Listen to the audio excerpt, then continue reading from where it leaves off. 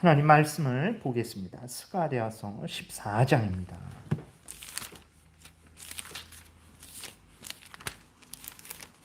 스가랴서 14장 1절과 2절, 원래 전체를 좀 이렇게 하려고 했는데 두 번에 걸쳐서 다음 시간에 한 번 더 말씀을 드리겠습니다. 오늘은 스가랴서 14장 1절 2절만 우리가 살펴보겠습니다. 우리 한 목소리로 같이 봉독하겠습니다.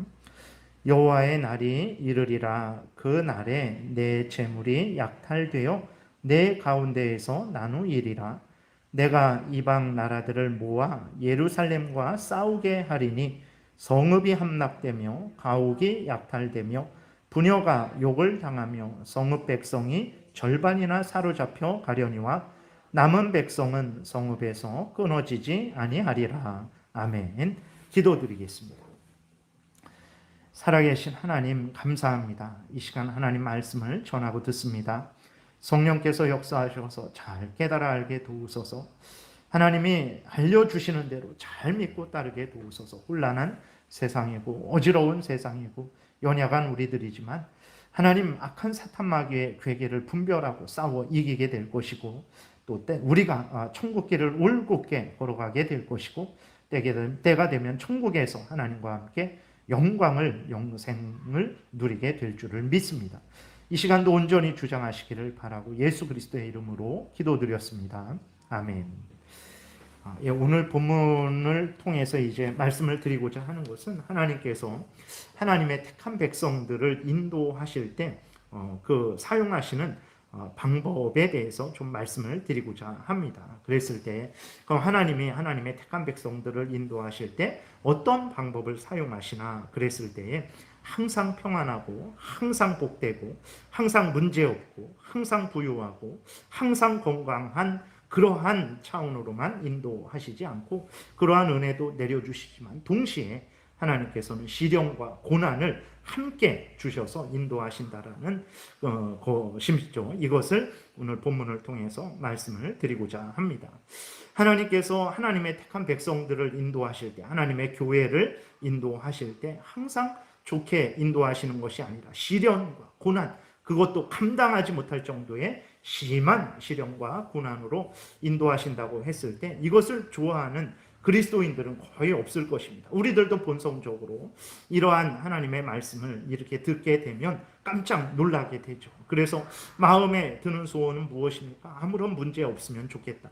평안하면 좋겠다. 부유하고 높은 지위 권세에 오르고 이런 것들은 다 필요 없고 그냥 평범한 삶을 살 때 정말 문제 없이 그냥 이렇게 하루하루를 그냥 평범하게 살았으면 좋겠다. 이런 마음이 들어요. 근데 이것이 아주 과도한 욕심인데 어쨌거나 우리도 하나님의 택한 백성들을 인도하실 때 어렵고 힘든 시련과 고난으로도 인도하신다라는 마음을 들으면 움찔합니다. 그것은 왜 그렇습니까? 그건 인생을 살아가는데 아프지 않고 어려움 없이 정말 인생을 살고자 하는 것은 모든 인간들의 보편적인 소원이기 때문에 그런 거죠. 이러한 인간 본성이 이제 죄로 인해서 죄로 오염되고 부패되어서 그 죄에 대한 하나님의 진노의 형벌이 그 인간들 마음속에 있는 거예요. 그리고 하나님이 객관적으로 형벌을 하시니까 은연중에 이제 하나님께서 그리스도인들은 이제 더더욱 하나님의 자녀가 되었으니 하나님 우리의 죄를 용서해 주셨으니 하나님 우리를 아프지 않고 어려움 없이 평안하게 넉넉하게 살아가게 해 주시기를 바랍니다라는 그러한 소원을 갖게 되는 거죠.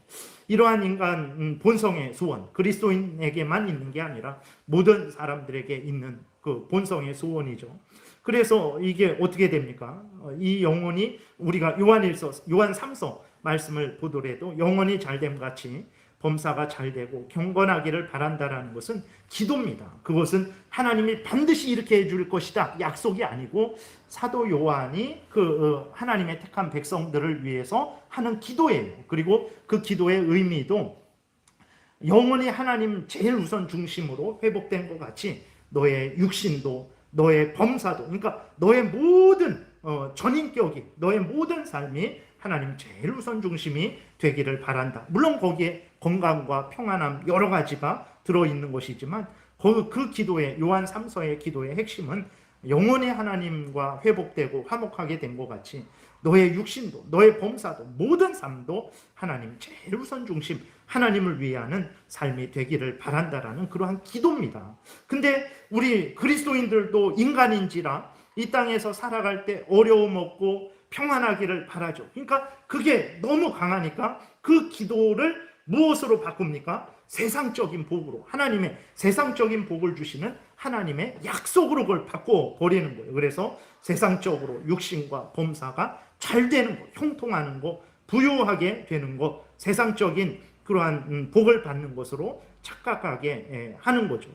그리고 꽤 오래전에 야베스의 기도라는 책과 찬양이 아무튼 엄청나게 큰 유행을 이루었던 적이 있죠.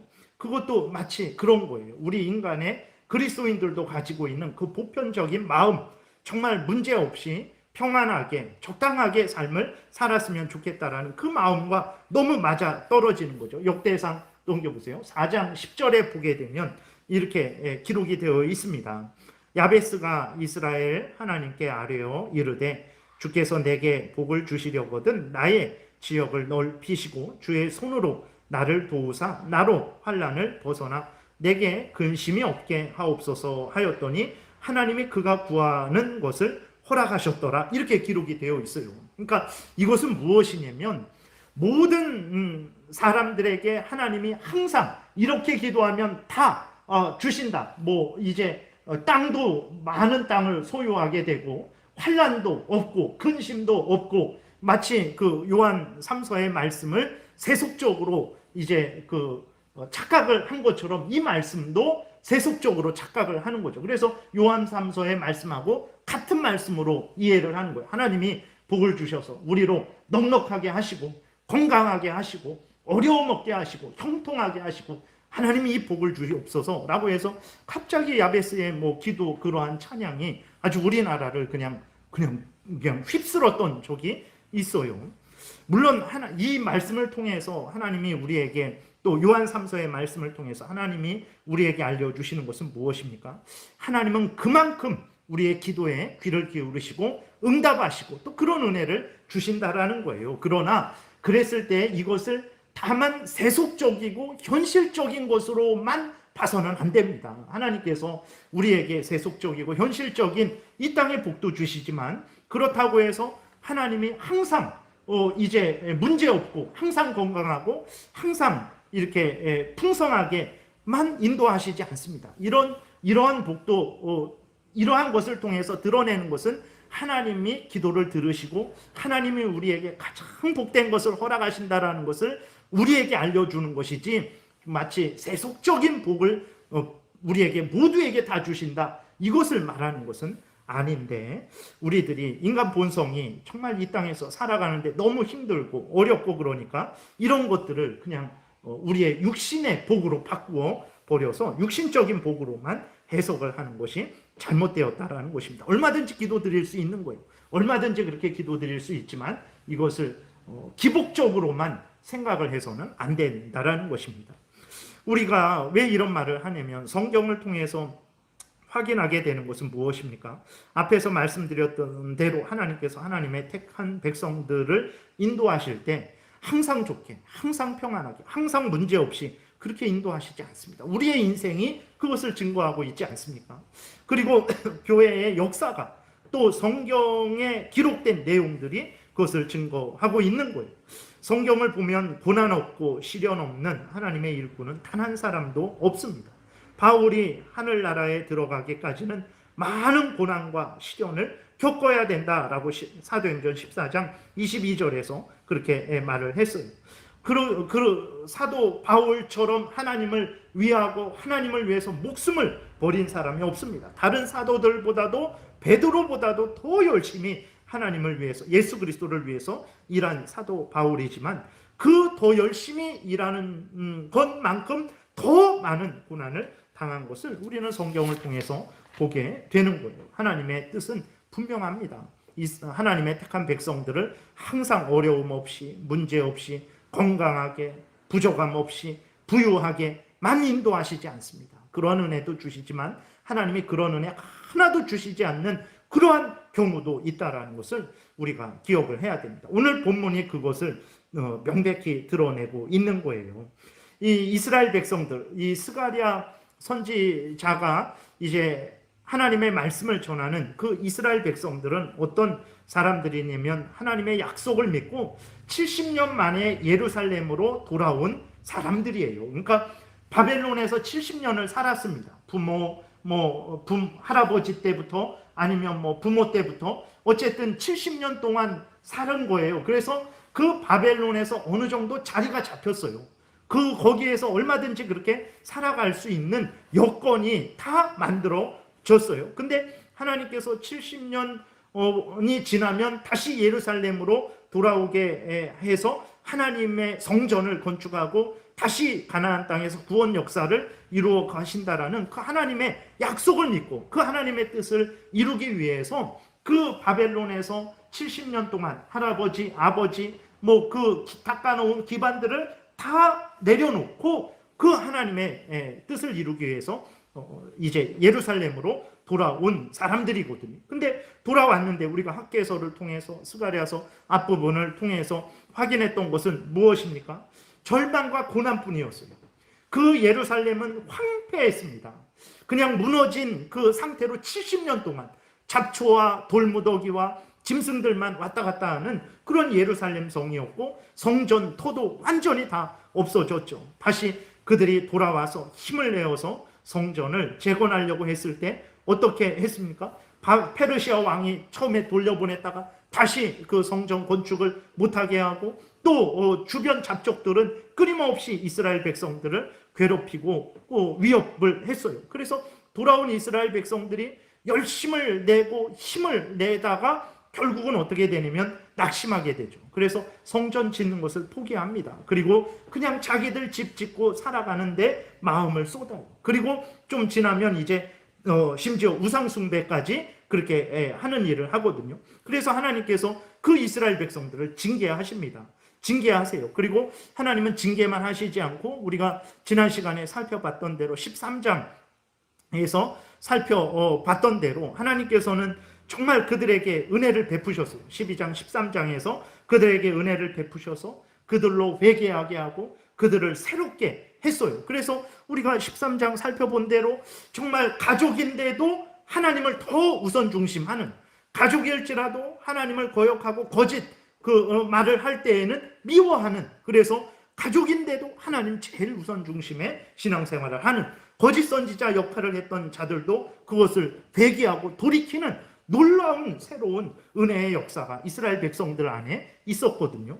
그러면 우리는 이렇게 하면 그들이 예루살렘으로 돌아왔는데 열심히 하다가 실망하고 낙심하고 하나님을 멀리하고 우상을 숭배하다가 하나님께 징계를 받고 회개하고 새롭게 됐잖아요. 그러면 그 이후의 삶은 어떻게 해야 됩니까? 이제는 평안하고 하나님이 그 회개하고 돌이킨 이스라엘 백성들에게 은혜 주시고 부유하게 하시고 강건하게 하시는 그러한 행복하게 오래오래 잘 살았다라는 그러한 이야기가 진행돼야 되는데 갑자기 하나님께서 범죄한 이스라엘 백성들을 징계하시고 또 그들에게 징계하신 후에 그들에게 은혜를 내려주셔서 그들을 새롭게 하나님 제일 우선 중심의 신앙을 갖게 하셨어요. 근데 그 다음에 14장 오늘 1절 2절 그 이후에 이렇게 그 말씀들을 보게 됐을 때 우리가 접하는 것은 무엇입니까? 하나님께서 무서운 징계를 또다시 내리신다라는 거예요. 정말 이해할 수가 없는 그러한 하나님의 뜻이죠. 1절에 보게 되니까 여호와의 날이 이르리라. 그 날에 내 재물이 약탈되어 내 가운데에서 나누이리라. 여호와의 날이라는 것은 하나님이 이스라엘 백성을 심판하는 날, 이스라엘 백성에게 재앙을 내리는 날이라는 거예요. 우연한 날이 아니라는 것입니다. 하나님이 이스라엘 백성들에게 이 어려움, 재난의 날을 허락하신다라는 의미예요. 그 날에 무슨 일이 일어납니까? 이스라엘 백성들이 이제 잡히고 이스라엘 백성들의 재물이 약탈되고 이스라엘 백성들이 보는 앞에서 약탈자들이 그 재물을 나누는 거예요. 이 상황이 얼마나 기가 막힙니까? 그 침략자들이, 약탈자들이 칼을 들고 가족을 죽이고 이웃을 죽이고 집을 허물고 불을 질러요. 그 수많은 사람들이 그 칼에 쓰러졌어요. 집은 불타고 있고 자신은 묶여서 정말 무릎 꿇려 앉아 있어서 어찌할 바를, 지금 내가 죽을지 살지, 포로로 끌려갈지 아니면 여기서 학살당할지 그걸 알지 못하고 두려워 떨고 있는 그 상황입니다. 근데 약탈자들이 그 앞에서 가족들이 쓰러져 있고 자기는 붙잡혀서 밧줄에 묶여 있고 죽을지 살지 알지도 못하고 있는 그 불안함 속에 있고 집은 불타고 있고 그 앞에서 그 약탈자들이 그 자기의 재물을 약탈해서 그 재물들을 웃고 떠들면서 서로 내가 갖겠다, 뭐 네가 가져라, 이러한 일들을 하고 있는 거예요. 얼마나 기가 막힌 일입니까? 얼마나 그 속이 정말 견딜 수가 있겠어요? 내 가족들은 다 죽어 있고 나는 죽을지 살지 지금 여기 결박당해서 여기 앉아 있고 불나고 있는데 약탈자들이 웃으면서 히덕거리면서 내 재물을 서로 나누고 있는 거예요. 이런 일이 일어나게 될 것이라는 거예요. 근데 이 일이 앞에서도 말씀드렸듯이 우연히 일어나는 것이 아니라 하나님이 이러한 일이 일어나게 하실 것이다 라고 말씀을 하고 있는 거예요. 2절에서는 그것을 더 분명하게 말씀을 하고 있어요. 2절에 내가 이방 나라들을 모아 예루살렘과 싸우게 하리니 성읍이 함락되며 가옥이 약탈되며 부녀가 욕을 당하며 성읍 백성이 절반이나 사로잡혀 가려니와, 이렇게 기록이 되어 있습니다. 내가 그랬어요. 내가 하나님이 이방 나라들을 모아서 예루살렘과 싸우게 할 것이다. 그래서 예루살렘 성읍이 또 함락되는 거예요. 가옥이 약탈되고 부녀가 욕을 당하고 성읍 백성이 절반이나 사로잡혀 가게 되는 그러한 일들이 일어나게 될 것이라는 것입니다. 그 결과 하나님이 이렇게 행하심으로 말미암아서 이제 심각한 그러한 재난이 이스라엘 백성들에게 이제 임한 거죠. 어떻게 이런 일이 일어날 수 있을까요? 하나님이 왜 하나님의 백성들을 이방 나라에 공격당하게 하셨을까요? 70년 포로 생활을 하고 이제 돌아왔습니다. 돌아온 사람들 대단한 사람들입니다. 하나님 영광을 위해서, 하나님 뜻 이루어지기를 위해서 70년 동안 가까운 모든 기반을 버리고 70년 그 황폐되었던 예루살렘 이스라엘 땅으로 돌아온 사람들이에요. 그 사람들에게 하나님이 또 이런 일을 하신다라는 거예요. 바벨론 포로에서 돌아온 지 얼마 되지 않았는데 왜 하나님은 또 이스라엘 백성들에게 재난을 허락하시는 것일까요? 그것은 바로 하나님이 하나님의 백성들을 인도하시는 방식이 그렇기 때문에 그렇습니다. 그러면 왜 하나님은 이런 방식을 사용하실까요? 우리는 그러잖아요. 항상 안전하고 항상 평안하고 항상 부유하고 항상 하나님께서 복되게 인도하시면 더 좋지 않습니까?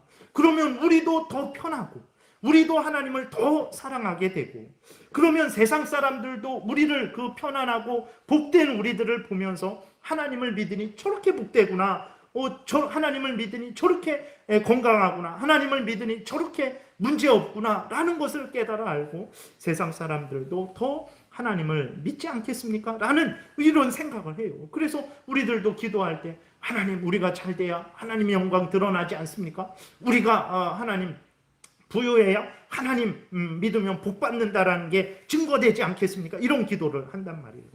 그러나 이러한 마음은 죄로 오염되고 부패된 인간들의 교묘한 마음이라는 것을 우리가 다시 한번 깨달아 알아야 됩니다. 사람들이 자신의 편안함, 자신의 건강함, 자신의 형통함, 자신의 부요함, 자신의 소원 성취에 대해서 하나님보다 더 관심을 갖고 그렇게 하나님보다 더 추구하게 된 것은 아담이 범죄한 이후부터의 일이라는 것을 우리가 기억해야 되는 것입니다.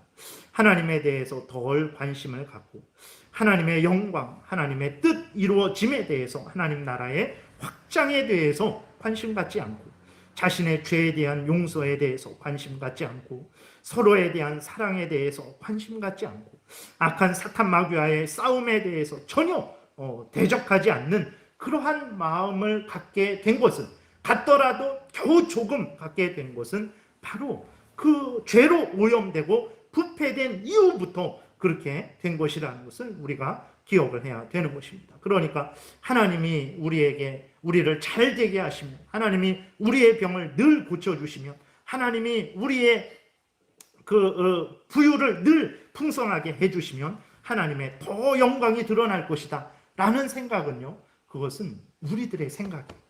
그렇게 하면 하나님의 영광이 드러날 것이다.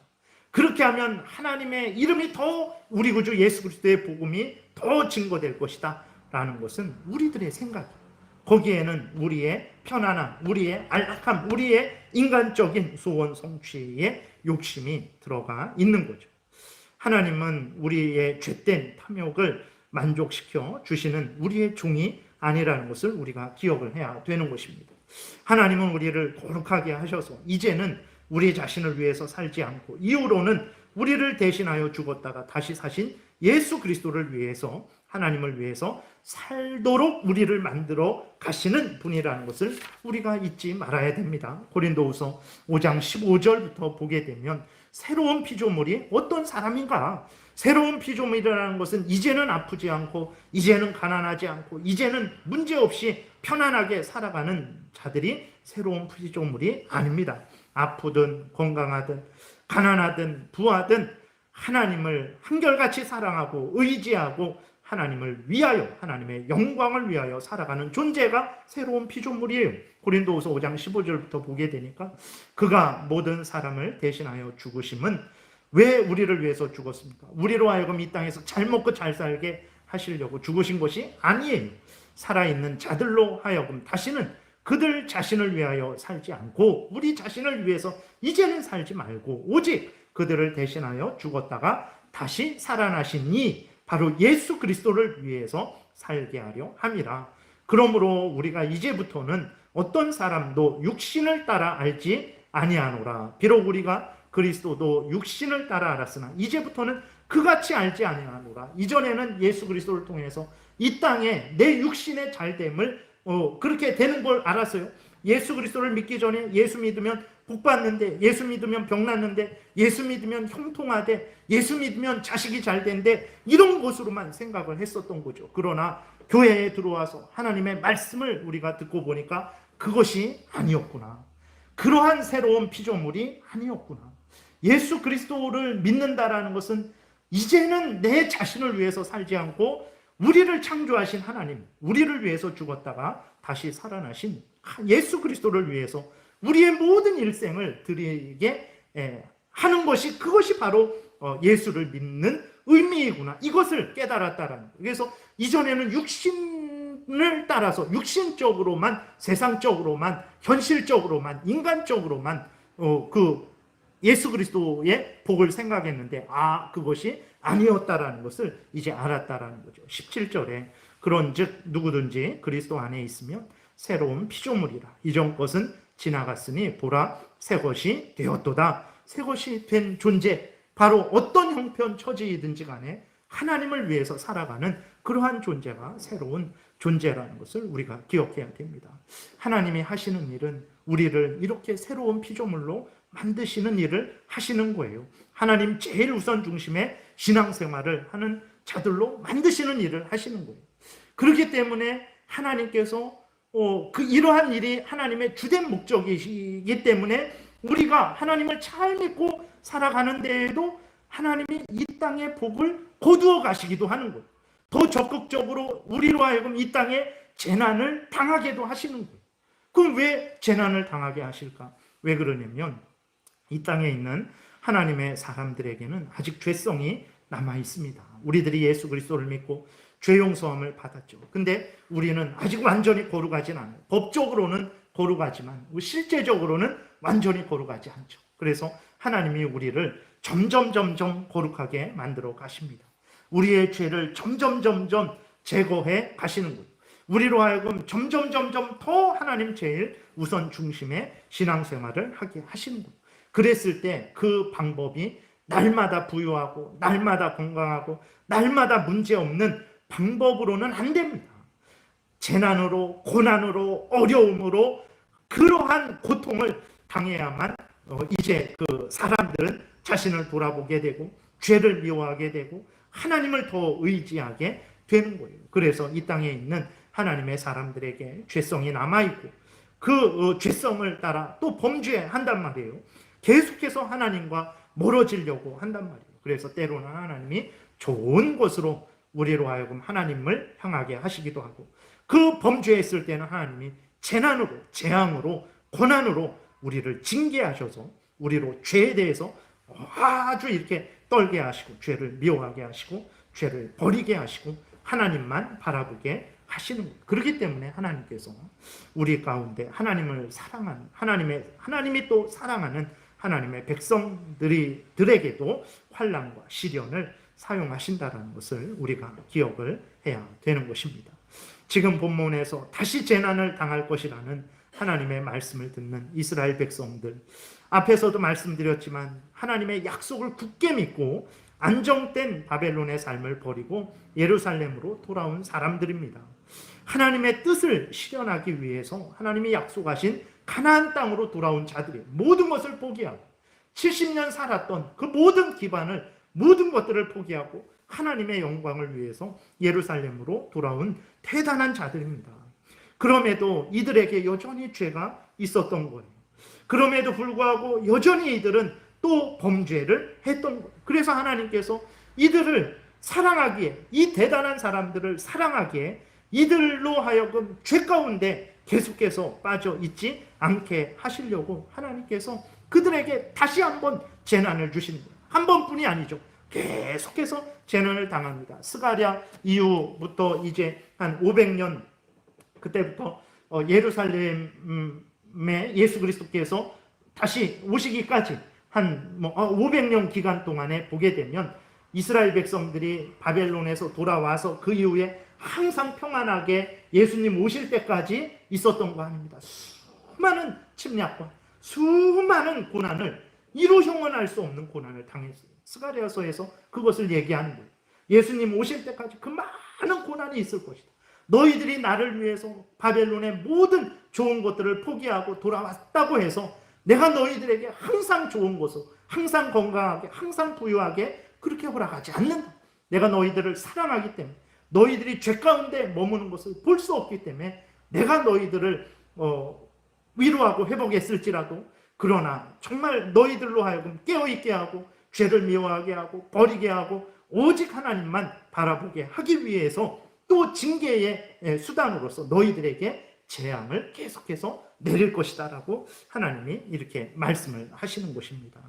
그러면서도 하나님은 이스라엘 백성들을 사랑하시기 때문에 이것을 알려주셔서 또 위로하십니다. 그래서 그 뒤쪽으로 보게 되면 2절 끝부분에 보고 그 이후로도 쭉 보게 되면, 그러나 보게 되면 예루살렘이 함락되죠. 가옥이 약탈됩니다. 부녀가 욕을 당합니다. 성읍 백성이 절반이나 사로잡혀가요. 얼마나 무섭고 참 심각한 그러한 재앙입니까? 그러나 그럼에도 불구하고 남은 백성은 성읍에서 끊어지지 않는다라고 이렇게 하나님이 약속을 하고 계신 거죠. 두려워 말아라. 내가 너를 사랑한다. 너희를 사랑하기 때문에 너희의 죄를 그냥 두고 볼 수는 없다.